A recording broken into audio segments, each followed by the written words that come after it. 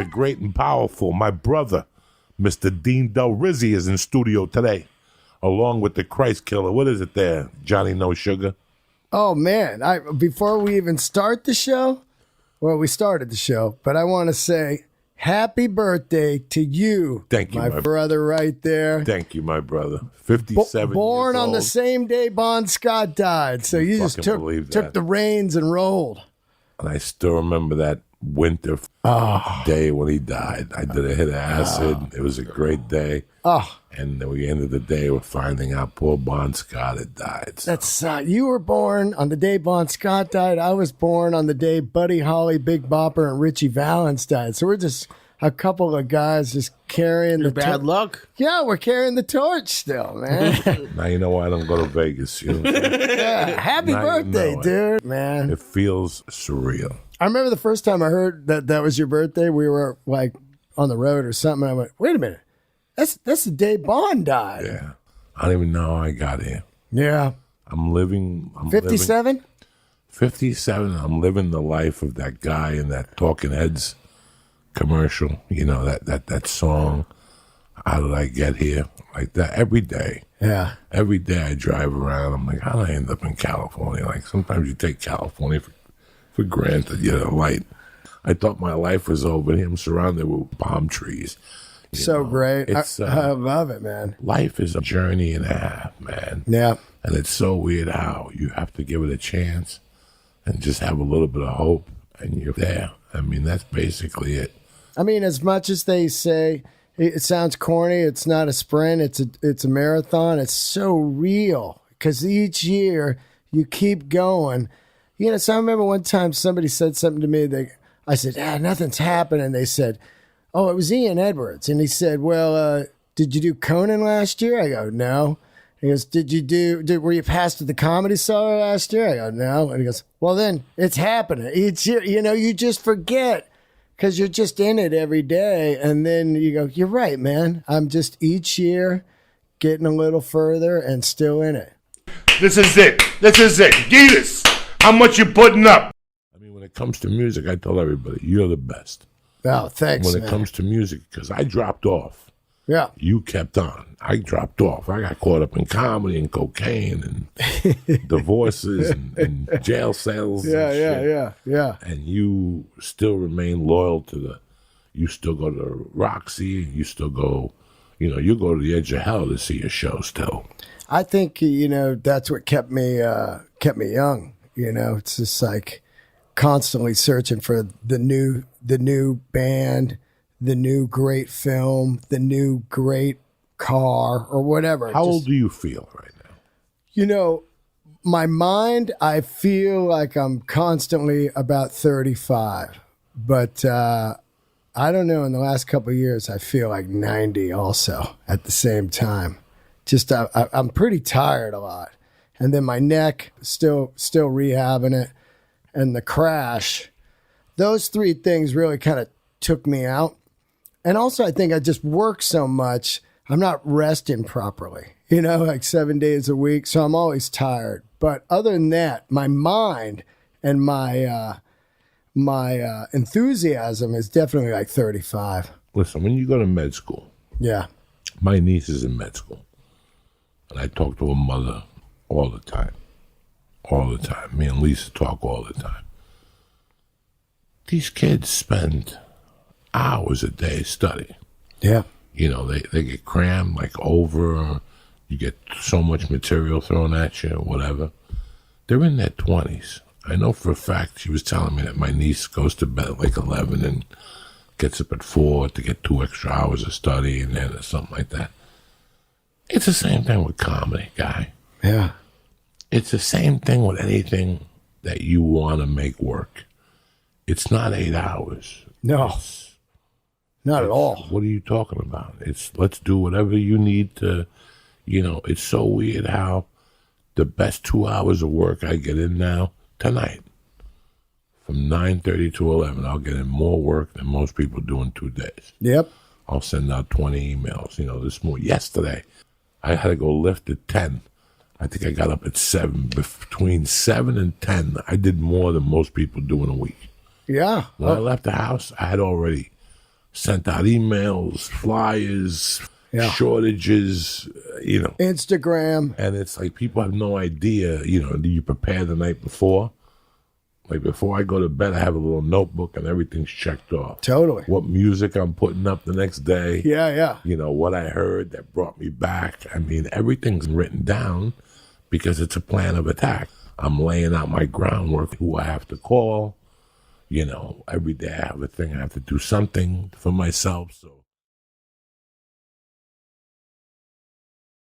Do you think, and I know it's hard to deal with this while you're waiting to blow up, but to me, it seems like there's a lot of room for music to blow up in podcasting, like how comedians really took it over. These musicians have so many stories. I'm almost surprised it isn't bigger for musicians. Well, they're starting to. I mean, Tom Morello just got a show on Sirius. It's great. We were just talking about McKagan's got a show. Yeah, there's a few of them. No, they're starting, but now they're starting to go out more. Yeah. And they'll listen all today. Today, at some point, I think it's Ozzy, Duff, somebody else doing an interview on Ozzy's new Ordinary Man song. Yeah. He had to cancel the tour. So, if you listen, I go on Sirius a lot in the car. Yeah, same here. It's amazing. Elton John's got a station. Billy Joel's got a station. Pearl Jam has got a station. Bruce has a station. And they probably do it from their house and send it in. Yeah. I'm not sure if they're in the studio. I don't know. Don't quote me. Yeah. But more people are doing it. I mean, I want to do something. If I did something on Sirius, Dean, I've always liked that little late night dude. Oh, yeah. That 9 to 12 dude. Yeah. That 9 to 12 dude has to have a certain voice. Oh, yeah. Jim Ladd. Remember him?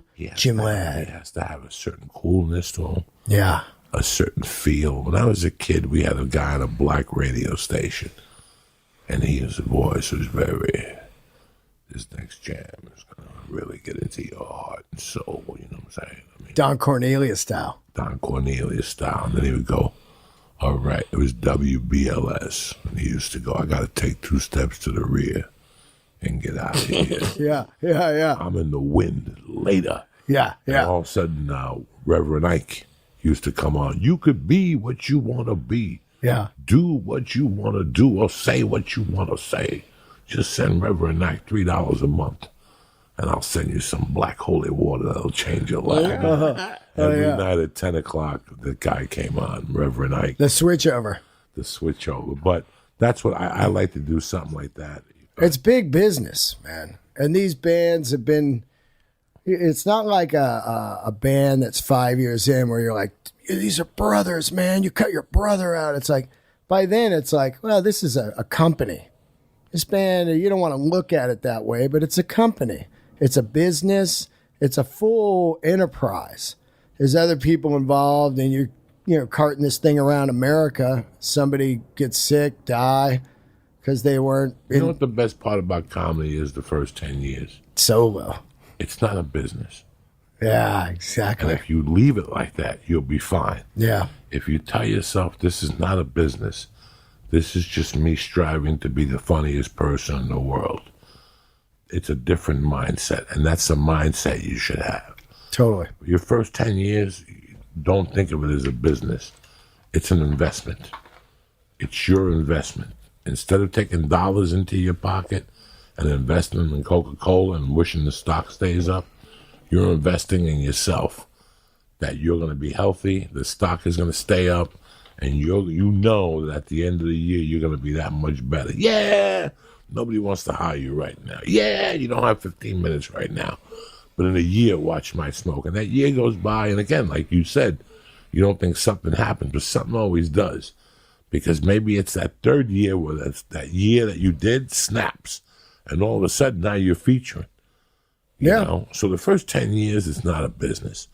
Then it became a business, like the Eagles. Right. Take the Eagles, for example. They were the number one band for all those years. They played that last show right here in Long Beach. They threw guitars at each other. They hated each other. Yeah. They took a hiatus. They said, they asked them for years, would you get back together? Hell has to freeze over. Somebody showed up with an envelope and said, hell froze over. Yeah. We're going to pay you this amount of money. Yeah. They were the first band that said, we're going to have to charge $250 a ticket. Yeah. And guess what? They get together in a studio. Everybody pulls up in their Bentleys, the Mercedes-Benz, and in comes Don, whatever. Don Henley. No, the other Don, the great, one of the greatest guitar players of our day, Feldman. Oh, yeah. With a Z28, with a T-shirt on that says, Che Guevara. Yeah. All of them got $100 Gucci shirts on, designer pants. Yeah. And he shows up with long hair, T-tops. sniffling still, and they're like, oh, we just got $250 million to do a tour. You better go get a haircut and get a suit.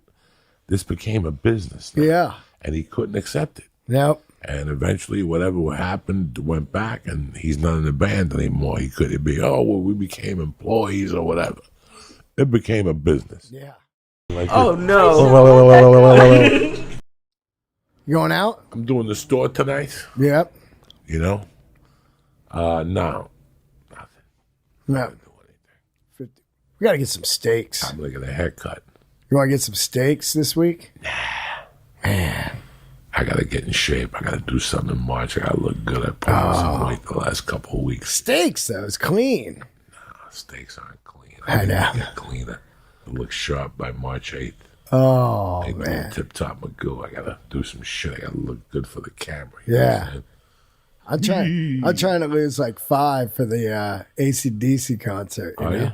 Yeah, I just want to, because that's like an hour and a half of singing. I just want to be like, I'm hitting the treadmill like hard, bike, treadmill, cardio. Because, when I did it when I was 50, I realized that's when I had diabetes the first, I didn't know I had it at the time, but I remember after I did the show, I sang the show for like an hour and then got in my car. I was driving home. I was like, whoa, something's wrong with me. Yeah, I was. Really? That's the first time you realized? Yeah, well, I knew something was up. I couldn't sleep or whatever. I was laying in bed like ice cold. I thought I was just exhausted from, putting that show together. But when I look back on it now, I'm like, that was the first night. Because I remember my buddies were in the car in the back seat and they were talking and I was just like, shut up in my head, because I was like, something was wrong. It was wild. So I like to be in total shape for that thing, man. It's an hour and a half of singing. When you don't sing every day, that's a grueler. You're using different muscles on your body. And now I'm going to have to sing it kind of still because of the neck. I can't be up there rocking. I'm like the old rocker now with the neck surgery, like Tom Araya from Slayer. He had to go get some neck surgery. He never got the headbang again. Oh, no. Crazy. But he said he sang better than ever. He goes, yeah, I'm not all winded from headbanging now. I'm just up there killing it, I live south of heaven. So crazy. Your musical enthusiasm is so contagious. Oh, man. I love you, dude. Well, no, man. Next Friday, we're in Viva Las Vegas. Oh, it's going to be great. Treasure Island, one show. Oh, man. In and out. I was hoping that you could hook us up with tickets for something Saturday night, but there's nothing going on. There's nothing going on. What a bummer. I wish Aerosmith was playing the next night. We would be in heaven. In heaven. No. Stay black. Be safe. Love you, Uncle Joey.